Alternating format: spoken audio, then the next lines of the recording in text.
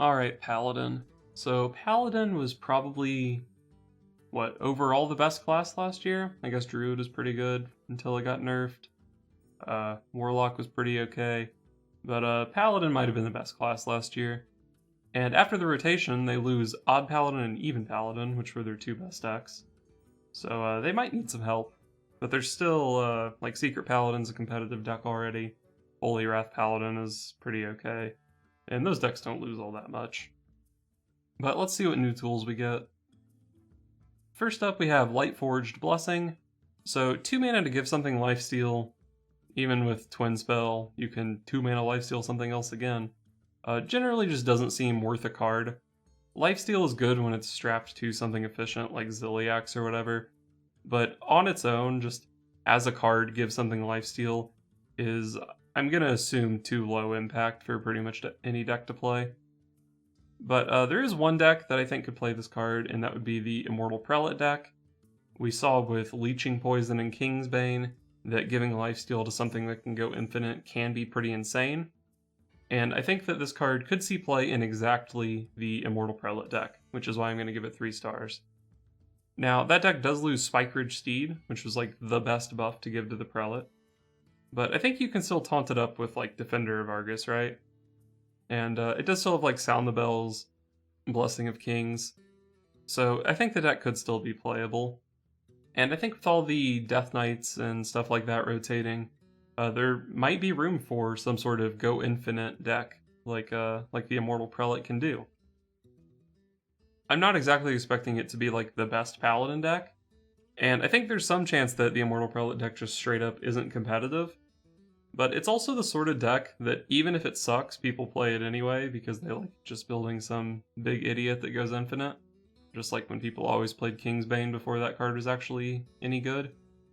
So solid 3 stars on this.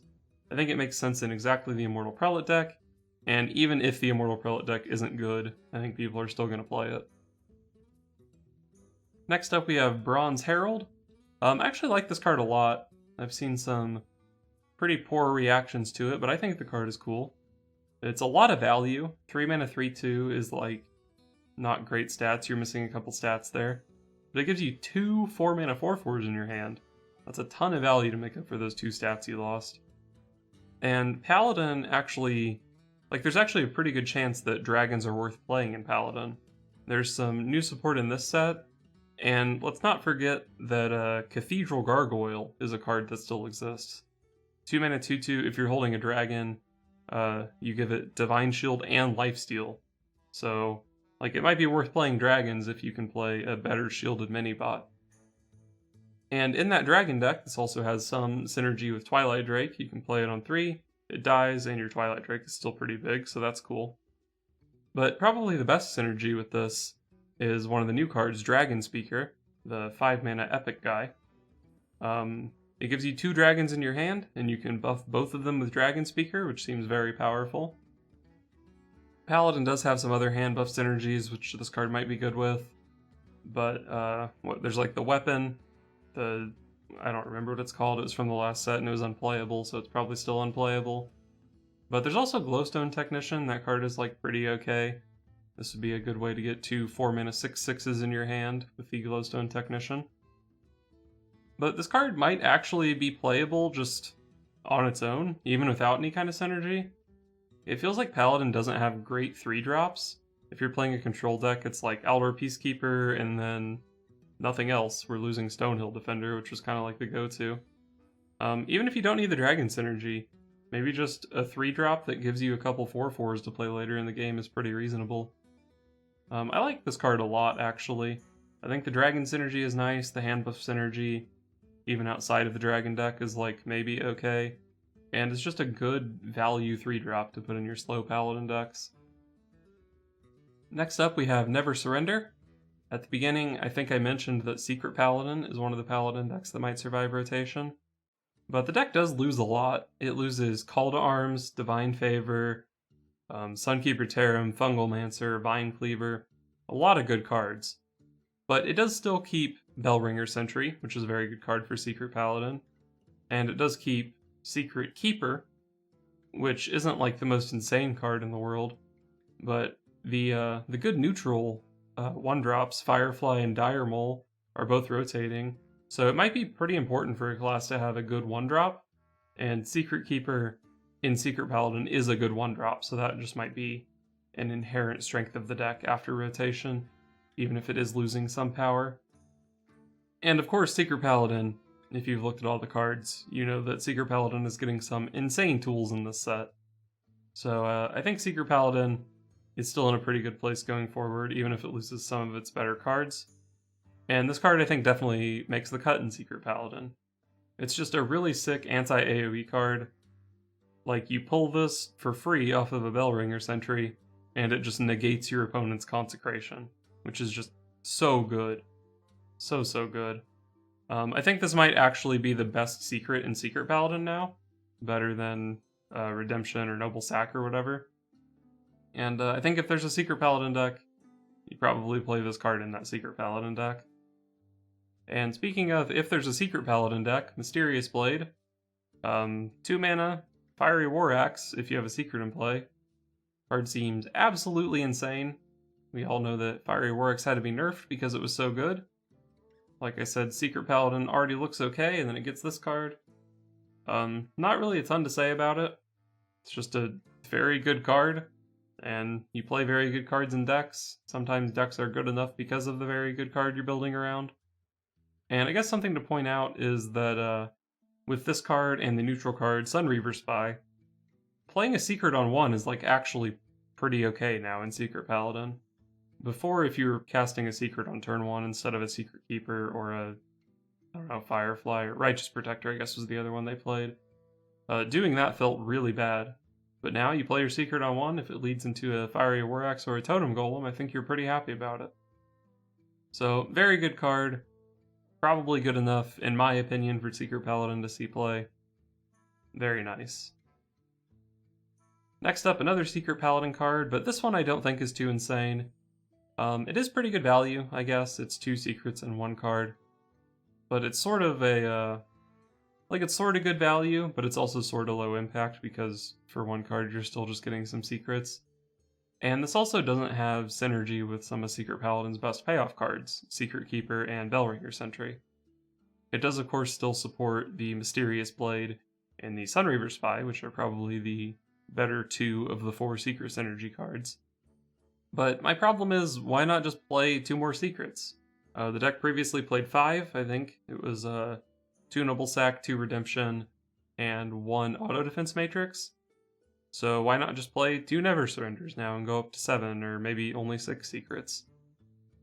Also, if you're playing this thing instead of just playing another secret over it, sometimes you hit Eye for an Eye or Hidden Wisdom, or Repentance, which currently it's been deemed those cards are not worth playing in the deck, so probably not too excited to randomly generate them. And you're going to randomly generate those more than the playable secrets, because if you have, say, you already have a Noble Sacrifice in play, and then you cast this, it's not going to give you a second Noble Sacrifice, right? If you have a Never Surrender in play already, it's not going to give you a second Never Surrender. So it's always going to be able to give you an Eye for an Eye or a Hidden Wisdom, which you're probably not looking forward to very much. So basically my evaluation of the card is I'd rather just play more secrets. But having attempted to build the secret deck, it seems like if there's anything that holds it back, it's a lack of value. And as small as it is, this card does provide value over a regular secret. So maybe it ends up seeing play for that reason, but I'm not too excited about it. Next up we have Call to Adventure. So I gave this 3 stars, and my review for it is basically going to be the same as Lightforged Blessing. I think there's a good chance that it sees play in exactly the Immortal Prelate deck and probably nothing else. And I think this card is actually very good in that deck. With the rotation of Spikeridge Steed, I think there's a decent chance that the deck was just running a little low on buffs. But you can always find your Prelate with this, and you buff it for +2/+2. I think the extra +4/+4, the 2 copies of this provides you Prelate, might be pretty relevant in making the deck actually playable. Outside of the Immortal Prelate deck, this is still just like a generic tutor kind of thing. You can use it to like tutor out your Prince Liam and Hakar Paladin or something. But I can't really see what you would want to do with this card. 3 mana draw a card, even if you give the thing +2/+2, is like super inefficient. So I don't think I'm going to be playing this thing. I mean, I'm not going to play it unless I have a very, very good reason to play it. And I think, as far as I can tell, Immortal Prelate is like the only really, really good reason to play this card.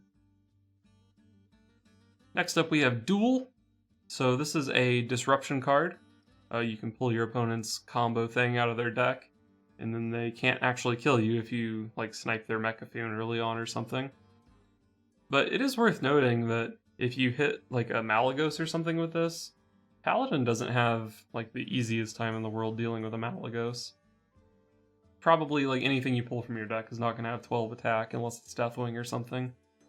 So you're probably looking to cast like Equality in the same turn as this or something. But that's like a 9 mana combo, and you have to have something in play already. So, as a disruption tool, like it has its uses, of course, especially if you're ahead on the board. But sometimes it's going to be hard to actually disrupt the opponent with it. But outside of disruption, maybe this is just a big Paladin card. So you just throw in a bunch of Tyrians and Yseras and Shirvallas, and for a kind of like a generic Shirvala, you can play Bulldozer. Divine Shield is really powerful on a type of effect like this, since the minions battle immediately. Or you can pull out like Damaged Stegatron to avoid its battle cry. That could be a thing. And you'll notice that 2 of them that I listed, the Bulldozer and the Damaged Stegatron, are both mechs. So this could be support for like a Kangor's Endless Army deck. That could be pretty cool. If you want to go full-blown meme on this card, you can just put Emperor Cobras in your deck. And then that Malygos that I talked about earlier that was kind of hard to kill, you can just snipe it with a Poison Cobra. That could be a thing. With Call to Adventure, I talked about fetching Prince Liam for your Hakar Paladin deck. This can be the way that you find and kill the Hakar. But I think those are mostly memes. I don't think it's like the greatest disruption card. I think you're mostly looking at this as a big Paladin card. And to be honest, I don't really have that much faith in big Paladin. It's a cool concept, but I don't think it has enough support. This card itself is like a little bit overcosted, and you have to hope your opponent isn't also playing some big idiots in their deck, or else your big idiot's pretty embarrassing when it comes out. So it's a cool card with a lot of applications. Probably goes in at least a couple different meme decks, which is cool. But as far as a competitive card, probably not. Next up, Dragonspeaker. So with Bronze Herald, I talked a bit about Dragon Paladin with Cathedral Gargoyle, and of course you can also just play like Twilight Drake. Dragon Maw Scorcher is a card that pairs well with your equalities, I guess. You can play Crowd Roaster. If you buff a Crowd Roaster with this, that makes it go from dying to a True Silver Champion to needing, a War Golem to kill it. That's a pretty big jump. And I think that pretty big jump is like the essence of this card. Giving something +3/+3 is a lot of freaking stats to put on a card. Like Blessing of Kings sees play as 4 mana gives something +4/+4. So even if you're only hitting 1 minion with this, you can sort of evaluate it as like a 5 mana 6/8. Like that, there are problems with evaluating it like that. But 5 mana 6/8 is like pretty good, and you can hit more than 1 minion with this.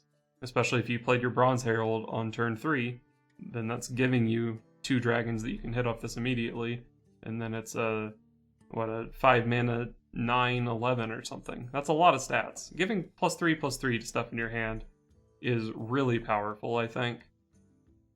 And like I said, I think Dragon Paladin has support other than this card, so I like it.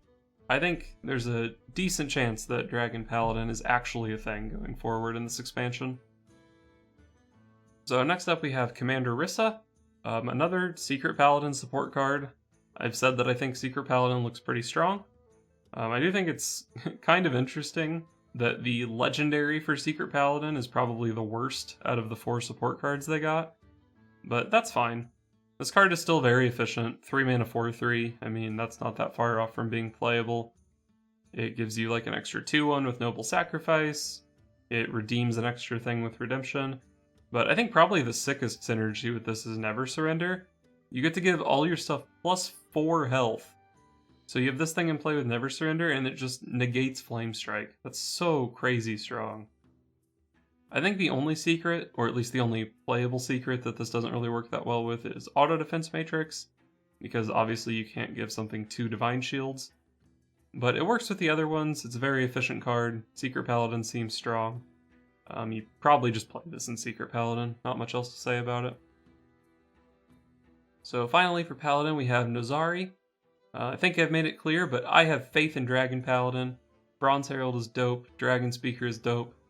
This thing says Dragon on it, so I'm going to play it in my Dragon Paladin deck. And I think even beyond being a dragon, this thing makes sense in that deck. Because with the Bronze Herald and the Dragonspeaker, those are the kind of cards that are generating you a lot of value. And I think with that deck, you're kind of expecting that you can just run the opponent out of stuff. You just have more threats than they do, or more threats than they have removal. So I think it makes sense in that deck, because when you're Reno Jacksoning yourself, and also Reno Jacksoning the opponent, you have to expect that you're going to be able to win the resource war. Now, I do definitely agree that 10 mana is a lot to spend on this card, but I think people are kind of under a misconception, a slight misconception, that like aggro decks never make it to turn 10, and that's really just not the case. I mean, obviously they're looking to close out games on turn 6 or whatever, but sometimes they go a few turns trying to top deck that kill command or whatever, and Nozari on turn 10 is just going to end those games. So, even though it's like not always going to be playable against aggro, the games where you do play it against aggro, the game is just over. And it's also worth noting that aggro decks aren't the only decks that care about your life total. We've seen in the past that, Freeze Mage was a good deck. It would try to Alexstrasza you and then kill you the next turn. Malygos Druid did a similar thing. Mind Blast Priest would try to chip you down to like 16 or 20 or whatever, and then kill you with Hero Powers and Mind Blasts. Nozari can be pretty good against that. Holy Wrath Paladin might be a deck going forward. If you can keep yourself at 30, they want to go like Holy Wrath into Holy Wrath the next turn. And if you Nozari in between those and heal for 25, it's going to be hard for them to kill you. So I think this Battlecry is pretty relevant in a lot of matchups. I think it sort of fits how Control Paladin likes to play the game. And of course there is like some Healing Paladin synergy. Even if you're in a Control matchup where they're not just trying to kill you, this can still be really relevant with High Priest Thakal. Because you go Thakal, go down to 1, gain all the armor, play this guy, and you effectively just gained 29 health, even if your opponent never dealt damage to you. Which, even if you're trying to go to fatigue, like 29 health is very relevant. There's also Zandalari Templar. I think it's a 4 mana 8/8 if you've healed yourself for 10. I think this guy's probably a bit slow to activate a card like that, but it is a synergy, it's a relevant synergy for the card. I like Nozari mostly for the Dragon Paladin thing, but it's got some other synergies, I think. So Paladin, like I said, it's losing its 2 best decks, Odd and Even Paladin. But Secret Paladin is looking very good going forward. I think it does have some issues with running out of gas without, Tarim, Vine Cleaver, Divine Favor. I think if there's anything that holds that deck back, it's going to be that. But it got like 4 insane cards in the set. It's hard to imagine a deck that gets 4 insane cards not being playable. I made it clear that I like Dragon Paladin. That might be a bit optimistic. Maybe I just think dragons are cool and want to play them. But it looks pretty playable to me. And also Holy Wrath Paladin could just still be pretty good. The deck only loses like 3 or 4 cards, I think. So maybe that could be a thing.